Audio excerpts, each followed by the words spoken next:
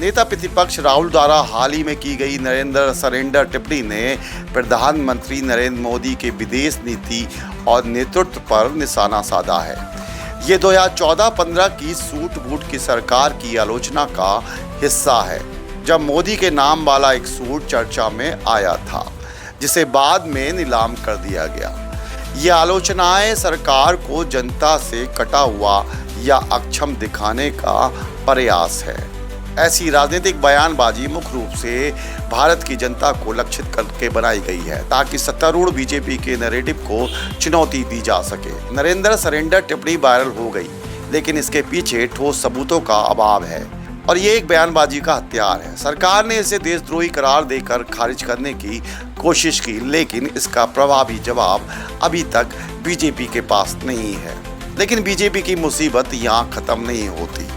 Canada द्वारा आयोजित आगामी G7 शिखर सम्मेलन में भारत को आमंत्रित नहीं किया गया है, जिससे भारत के वैश्विक स्तर पर सवाल उठ रहे हैं। कनाडा ने ब्राजील, ऑस्ट्रेलिया और यूक्रेन को आमंत्रित किया है। भारत को कई बार G7 शिखर सम्मेलन में बुलाया गया है, जैसे 2019, 21 और 24 में इटली की मेजबानी में भारत एक अतिथि देश के रूप में बुलाया गया था, क्योंकि ये उभरती शक्ति और लोकतांत्रिक राष्ट्र है।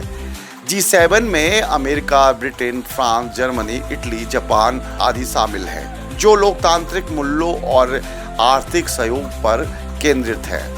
ये निर्णय भारत और कनाडा के संबंधों में तनाव को दर्शाता है, जो खालिस्तानी आंदोलन और कूटनीतिक विवादों से प्रभावित है। हालांकि कनाडा ने 140 करोड़ भारतीयों का अपमान करा है। अतिथि देश का चयन मेजबान देश की प्राथमिकताओं पर निर्भर करता है और कनाडा ने अपनी विदेश नीति के आधार पर यह निर्णय लिया है। भारत की अनुपस्थिति इसके वैश्विक प्रभाव को कम नहीं करती है, क्योंकि भारत G20 और क्वाड जैसे मंचों पर सक्रिय है। भारत को पाकिस्तान के आतंकवाद का समर्थन या जम्मू कश्मीर की स्थिति जैसे महत्वपूर्ण मुद्दों को उठाने का अवसर नहीं मिलेगा। फिर भी भारत का क्वाड और G20 में प्रभाव मजबूत बना हुआ है। हाल ही की रिपोर्ट्स में पहलगांव, जम्मू कश्मीर में सुरक्षा चूक और आतंकी हमलों का जिक्र है, जिसने जवाबदेही पर सवाल उठाए हैं। विपक्ष ने पूछा है कि अपराधी क्यों भाग निकले और क्या पूर्व खुफिया जानकारी का गलत इस्तेमाल हुआ। जम्मू कश्मीर में आतंकी घटनाएं बढ़ी हैं, जो अनुच्छेद 370 की समाप्ति के बाद स्थिरता के सरकारी दावों को चुनौती देती है। विदेश मंत्री एस जयशंकर का ये बयान कि पाकिस्तान को पहले से ही सूचित कर दिया गया था, ये भी बीजेपी की सिरदर्द बना हुआ है। सरकार ने चूक स्वीकार की, लेकिन जवाबदेही के लिए उपाय सार्वजनिक नहीं किए गए हैं।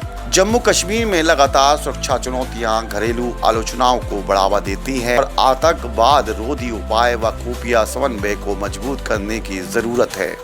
पाकिस्तान का 2025-26 के लिए यूएन सुरक्षा परिषद में गैर स्थायी सदस्य के रूप में चयन और यूएन समिति में इसकी भूमिका रोटेशनल और प्रक्रियात्मक है, न कि भारत पर कूटनीतिक जीत। पाकिस्तान को अपनी आर्थिक संकट की स्थिति के कारण एशियाई विकास बैंक ADB और अंतर्राष्ट्रीय मुद्रा कोष से वित्तीय सहायता मिली है। इस बैंक के ऋण के दावों की हालिया पुष्टि नहीं हुई है। ये मानक वित्तीय हस्तक्षेप है, जो भारत की कूटनीतिक विफलता का संकेत नहीं है।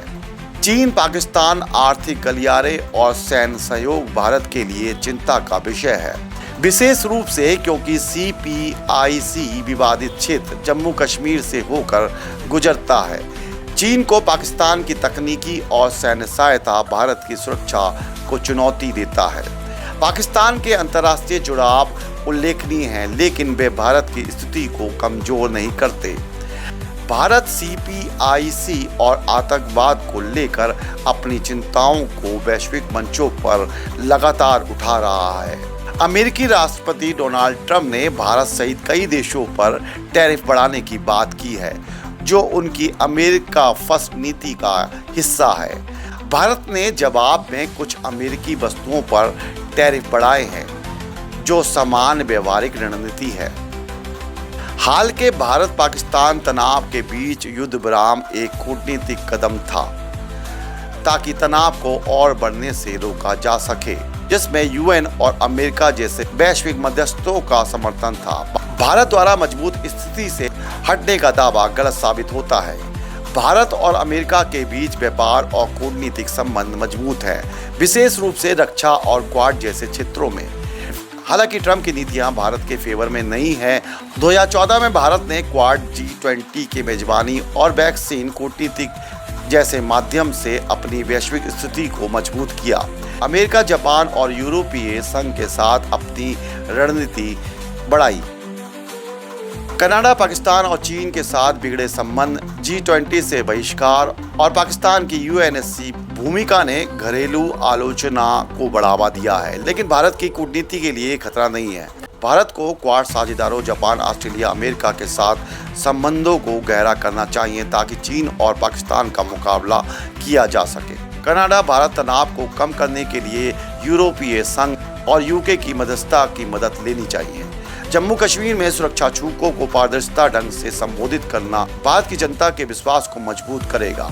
भारत की विदेश नीति को G7 से बहिष्कार, जम्मू कश्मीर में सुरक्षा चूकों और पाकिस्तान के अंतर्राष्ट्रीय जुड़ाव से हाल के घटनाओं ने बीजेपी की टेंशन को बढ़ा दिया है। नरेंद्र सरेंडर जैसे घरेलू आलोचनाएं राजनीतिक विभाजन को उजागर करती है, लेकिन इनमें अक्सर ठोस सबूतों की कमी होती है। भारत की वैश्विक स्थिति मजबूत बनी हुई है, लेकिन कनाडा जैसे देशों के साथ सक्रिय कूटनीतिक और मजबूत आतंकवाद रोधी उपाय वर्तमान चुनौतियों को संबोधित करने के लिए आवश्यक है। सरकार को विपक्षी नैरेटिव का मुकाबला करने और जनता का विश्वास बनाए रखने के लिए पारदर्शी संवाद पैदा करना होगा।